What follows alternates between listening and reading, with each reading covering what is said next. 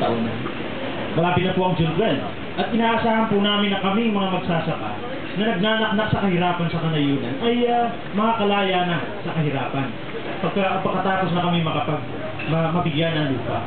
Subalit, mula po nung nagbabantay kami, may kampo po kami riyan sa DAR upang bantayan yung ginagawa sa Kongreso. Umaatin po kami sa session. At matamang kami ay nagmamanman at nagbabantay upang malaman namin ang development sa Kongreso. Niingatan po namin pumalakpak sapagkat bawal. Bawal kumain, bawal uminom. Noong petsa 4 po, inaasahan po namin na tatalakayin ito sa plenaryo. Pero bigla pong question ang quorum, kaya bigla pong natigil ang session. Ang ginawa po namin ay nag-sit-in kami ron sa may harapan ng opisina ni Congressman Nograles. At upang alamin ko ang kanyang posisyon, muli ipinangako po niya sa amin. Gusto kong ipasa itong CARP na ito. Naghahanap lang ako ng wastong pagkakataon. Kahapon po, ay sa tingin po namin pagkakataon na. Nung pong magkaroon ng quorum, nabuhayan po kami ng loob at ang tingin po namin mga magsasaka, baka ito'y mapasa na at mapagpasyahan. Nakasalamin po kami ng medyo kabiguan sapagkat pagkatapos ng roll call, ay dinala po sa loob at nagkaroon ng executive session. Nung lumabas sa aming pagbabantay, lumalabas sa sitwasyon nagkaroon po na ng butuhan sa loob at mayroong bahid ng kataksilan sapagkat mas nabaliktad yung lumalabas na desisyon. Nung nag-uusap na po sa plenaryo, lalo po kaming nainis sapagkat halip na bigyang pansin ay yung pinagkukunan ng pagkain.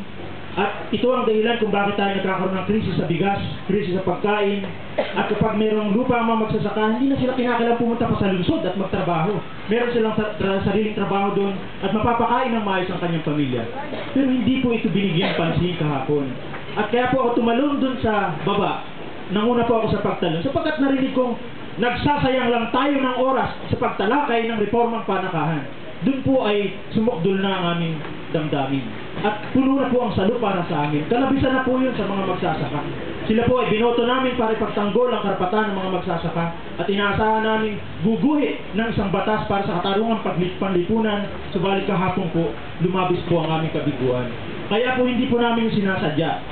Pero dahil po sa silakbo ng aming damdamin, ninais ko po na kami may kapagsalita sa Kongreso upang iparating ang kahilingan ng mga magsasaka. Kaya yung po ginawa namin iyon ay kung yun po'y bawal at yung katampalasanan, yun po ay hinihingi kami ng patawad. Subalit sa amin po, puno na ang salo at sa mahabang pagbabantay namin, sumukdol na po sa sukdulan.